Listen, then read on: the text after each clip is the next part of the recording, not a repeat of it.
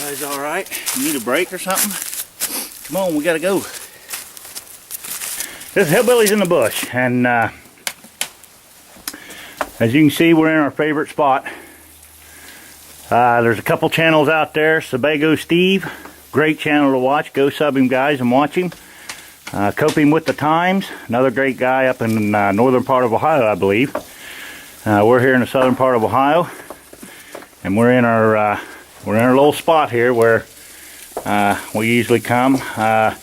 This is going to be part of an Arctic challenge. Those guys have been out. Oh my gosh, I think Steve and them, Sebago Steve's channel, they were like 20 below zero or something. It was wicked cold, and I can't remember what Coping with the Times was. It was cold, but not as cold. It's about, we looked at the clock when, or the temperature before we come up here. It was 17 degrees. We had colder weather, but it was during the week, and I couldn't get out to do any camping. This is a Saturday. Ryan and I are going to do the Arctic challenge. It's 17 degrees. It's supposed to drop down to probably about 5 or so this evening. And we're getting ready to get set up with a shelter. Here's where we're going to put what's called a super shelter. I've never built one. This will be the first time we built one, and the first time we stayed in one. Here's what we've got. We've got an area right here. From here to over to here. We had to pop up some of these big rocks right here. This rock here we popped up. That one, and that one, and that one over there. Ryan's going to take and level this floor out. Now all this floor is basically decomposed cow manure, which we may end up scraping all this up and putting it on the garden before it's over with. When I was a kid, about 20-some years ago, there was cattle. We raised cattle here on the farm, and they come up here in the summertime to stay cool inside here, and of course they, did their business up here, and all this over through here is real fine, basically dry grass, I would say. And it's just powder right now from at least 20, 30 years probably. Let's see, I'm 47, so yeah, every bit of 32 years ago. But Ryan's going to go ahead and dig this up, and we're going to loosen it all up and level it all out. While he's doing that, I got to go down and start cutting some sticks for a super shelter. And we'll probably get us a fire built right here, a small one started. Just kind of warm everything up. We're not, we got sticks probably about 3 feet long. And I have to reach way up to touch the top, so I'm not really worried about shocking the cave. When I was a kid, I camped out right in this very spot, and we had a big coal fire right here. So it never presented a problem. Of course, it was in the summertime. It wasn't in the wintertime. But we're going to go ahead and get us a fire going and get this area all warmed up. And then we're gonna get set up with this super shelter and see if we can't get it built. I probably won't film very much of it because, like I said, I've never built one, so I may have to do some thinking on it. And you think that's high enough? Up, you mean far enough away? Yeah. We just got to loosen all that dirt up so we can level it out. I don't want to be sleeping downhill on something or rolling up against you, hugging you at night. That's why we sleep this way. Yeah, we're going to sleep across there, and the long fire is going to go this way. We got a couple down trees over there, which, I don't know, I may pack a chainsaw up here. We're about a half mile, 3/4 mile in, but I doubt it. I got my buck saw. We'll probably go ahead and throw a buck saw in here and buck saw some of this dead stuff up to get up packed up here. Perfect. And we got a little jag right here, but that's no way near what what we're going to need. And I might do a log fire like I seen on another guy's channel, Fresh Air Lonnie up in Canada, or not Canada, Alaska. Up in Alaska, he done a good video on how to maintain like a 2-log fire, how to make it last basically all night long. But we're going to try something to where it's not a huge fire, but enough to just heat our shelter and keep our shelter above freezing, or at least above, 50 degrees, 60 degrees, which is comfortable enough with the clothing we'll be wearing. I don't know what we're going to use for a ground mat. We don't have any pine trees around, and of course there's no leaves on. We'll probably fold the painter's tarp that we got underneath, and then it's going to be like a modded A-frame. We'll probably have like a A-frame like this. I don't know if that's going to show up on camera, but I might take and roll the tarp up, down, and underneath of us, and then that way we can flip it up out of the way, facing the fire here. It's just one of them things where I might have the exit at the back side, away from the fire, so that if anything happens, something get out and melt that thing, we can just flip open the back and crawl out of it, get out of it. But we're going to have our fire away from it, but it can't be too far away because it's got to be within like 3 or 4 feet. Depending on how big we build our fire, it's got to stay pretty close to get that radiation through the clear plastic or semi-clear plastic, from what I understand. Dave Canterbury did a video on it, and some of his students did it at night, and it looked like it. Well, the first time I seen it was with Dual Survival with Dave and Cody when they did their little plastic thing under that tree root ball. But I thought it looked like a pretty good idea, but then I started researching it here not too long ago.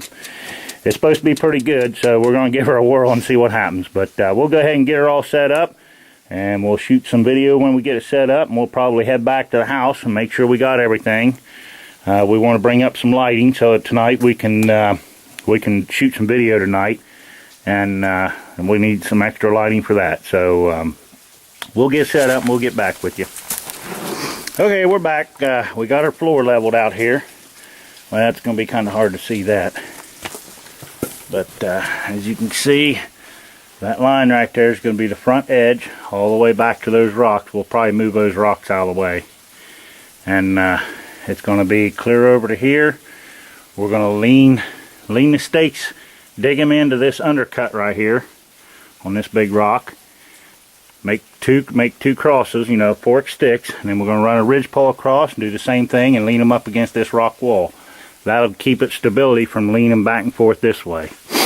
It'll be like a tripod, well, you know, 2 legs, and the fire is going to be away from those rocks a little bit. I'm getting ready to build a fire, and we're going to slowly warm up those rocks real good because they are sandstone, rotten sandstone. I'm sure they've soaked up some moisture. So we're going to let them heat up in the next couple hours, and then when we leave here to go back to the house to charge this battery up on this camcorder, we're going to go ahead and build it up a little bit, and hopefully they won't bust and fall all to pieces. But we'll have everything set up then, and a lot of you guys might think this is cheating using this cave, but it's a natural resource.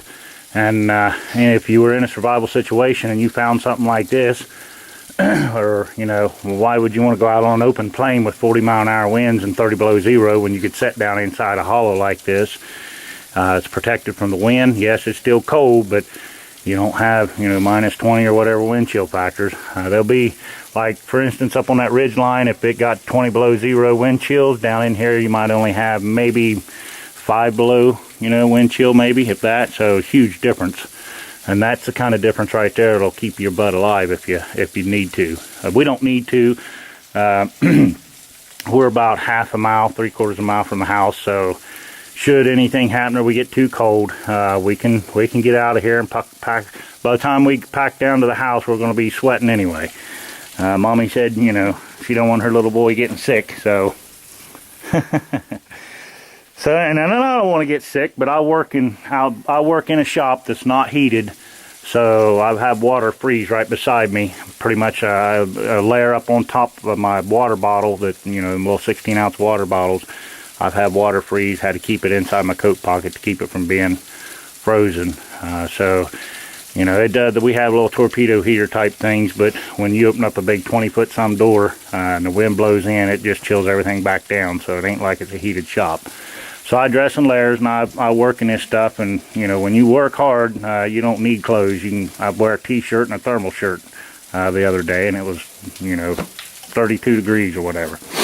But anyway, we're going to get ready and go ahead and get the fire built, and we're going to get our shelter up. We'll take a few shots of that, and we might fix us a little brew of tea. I don't know. We may just go back to the house and get us something to eat and get warmed up. Well, I'm sweating. I had to take all my clothes off, but a shirt and thermal and a t-shirt.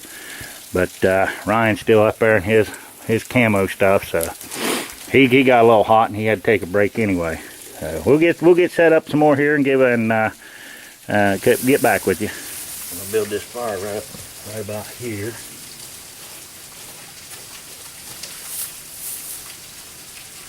That stick on there I can make shavings out of.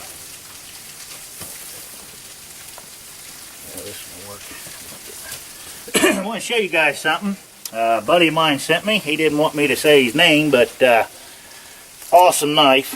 This is a it's pronounced P-A-A-S-O, Paso. Finland. I believe it's made in Finland. awesome knife. It's actually replaced my SR. Well, in a situation like this, now if I was going to go on a long, 3-day or a week camping trip, I'd still have my SRK, but it's actually replaced my Mora. And the reason why is it has a super high Scandi grind, which equates to well, you're not probably going to be able to see it, but it equates to a real long paper thin edge. And for making feather sticks, I mean, this knife, it cuts really aggressive. It's an aggressive cut. I did have to do a little bit of stuff on it, as you can see. It had a very, very slight, it wasn't quite a flat grind, it was a very, very slight, probably they had a great big wheel, but it was a slight hollow grind. There you can see it. You can see right there, I've almost stoned all of it out to an actual true Scandi. This side, I believe I have got it all out. But then I had to take and stone off the back edge, which I done that to all my Moras so that you have a nice sharp edge for if you was wanting to make like real fine or scrape bark off of something, it does, or ferro rod basically is what I done it for. But there's bone.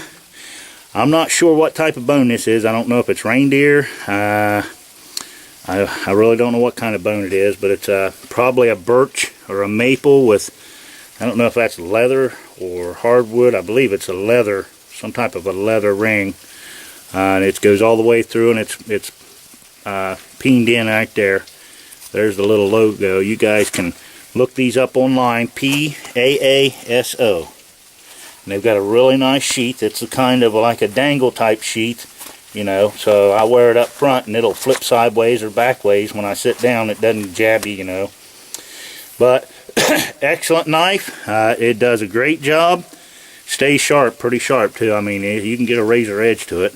So brother, I really appreciate this knife, and like I say, it's replaced my Mora Companion.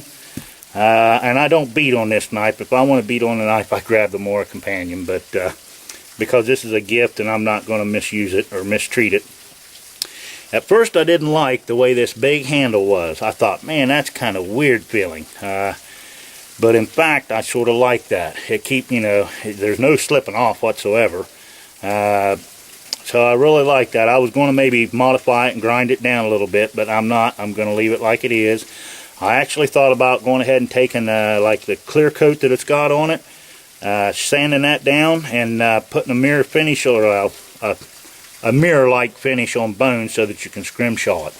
I've done scrimshawing in the past, and in fact I was going to do some videos on some of my scrimshaw tools that I had to make out of deer antler, and of course to practice I polished the deer antler down and used the other scrimshaw tool to scrimshaw the antler to practice before I started scrimshawing my knife blade. I've got a piece of mammoth ivory that I made a knife out of. I think I've showed people that. And I scrimshawed a mountain scene on one side and did a bunch of squiggly and goofy stuff on the other. But brother, I really appreciate that knife. It's come in handy, and it is an aggressive cutter. With that Scandi grind and a real high Scandi grind, you can just dig right in. Of course, this is poplar, but you can sit right there and make super power cuts with it. But anyway, I got to get this fire going, so we'll get back with you. Stick I had, right? There's a stick I had here that was already. Yeah, that's gonna work. We're done with it. Anyway, we've got some dried grasses that we collected on the way up. I'm a big fan of getting some dried grasses or collecting your tinder and stuff on the way in, because as you can see in our immediate area right here, there's nothing that's growing. Yep, that's it, but I'll use this one. Thanks. There's no grasses right here where I'm at that I can grab. So it's just a good thing to get into, guys, to go ahead and practice as you're on your way in, to go ahead and get you some collect your tinder. I've tried to teach that to the boys because, it matters. If you can collect dry tinder on your way in, why not do it? That way you don't have to search for it later, and it's just that much more efficient to get something going. I'm going to go ahead and get some curls going on here. We got a lot of dry wood laying right here that the boys have brought up. The last few times we were here, and they brought it up so it'll dry out real good, and it's dried out. So here in a little bit, Ryan's going to have to go down there and start packing up some of the big chunks we're going to need tonight for a fire. What do you think? And basically all I do is just shave them down. Of course, this knife, like I say, with its aggressive cut, can really, I mean, you can really dig in and get some serious feathers going. I think I've got enough there. What I'm going to do is go ahead and get some smaller stuff. I think probably just looking around here, we've got some smaller twigs and sticks. We'll get this fire going and get that shelter up, and then we'll get back with you. Okay, we're back. As you can see, we got it up. This front side needs to be, from what I understand and what I felt, not stretched tight, but as, you know, as tight as you can get it. It's draped. We draped it under the floor, up and over, and the exit's on the back side. We don't want to have to roll out into the fire, if we would have to leave that in a hurry. We've seen a couple things. Our fire needs to be, from what I understand, about 3 feet away from it. I'm going to go maybe 3.5, 4 feet. We've already been in there, and you can feel the fire. In fact, we ain't even got the mylar on the back side yet. But it looks like we got to move some of these big rocks closer here, jam them right up against the fire, run a fire. In fact, that little fire ain't even all the way across. It's got to be all the way across from that rock to this rock, which is about the length of our shelter. And to get full maximum use out of it. Ryan and Alex have been packing up wood. There's some wood that we cut off that tree right there with a chainsaw to have access to the cave with the vehicle. They're packing that up. We're going to take a buck saw down probably and cut off a few limbs there, maybe somewhere else, some bigger chunks. Pack them up. This fire here we're probably not going to build up. We're just going to kind of spread it out a little bit and throw maybe one log across it to let it go until we get back up here at night. And then I got to finish putting the mylar on that, pack some more wood up, and then we'll probably zip things up and get our packs packed back up and head back to the house, charge this battery up. And we'll probably wait till dark, and then we'll probably bring some lights up, and we'll show you what we got. I'll probably bring another thermometer so that we can hang it inside the shelter to give you kind of an idea, give it an hour or so to heat up, so you know the thermometer gets the temp. I'd say, well, it was 17 degrees when we left the house, and it looks like it's warmed up to maybe 25, I'd say.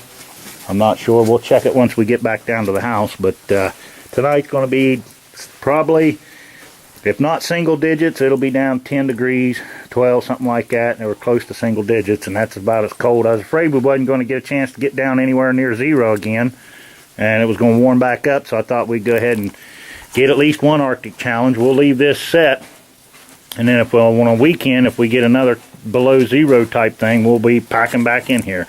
The only thing we'll have as far as clothes, we'll probably bring a sleeping bag up, but we're not going to use it. We'll probably stuff it at the head of us there. We're going to put a wool blanket on the ground to protect us from the ground, and basically sleep in our clothes. If we would happen to need that sleeping bag, we'll go ahead and pull it out. But you know, if I was by myself, it'd be a different story. But we're going to have some safety here. We're not going to just screw around and, you know, have to take off running towards the house because we're half frozen to death. But we'll go ahead and wrap this one up. And probably next time you see it will be nighttime, doing some nighttime footage. Hopefully we'll have enough lights. I got like a 36 LED light bar I use for like when I crawl underneath the house to work on it or whatever. But we're going to see if that won't throw enough light around here so we can see some stuff. So we'll wrap this up for right now, and then we'll go ahead and get her finished and head back to the house, and we'll be back up here later on. We'll be back in a while.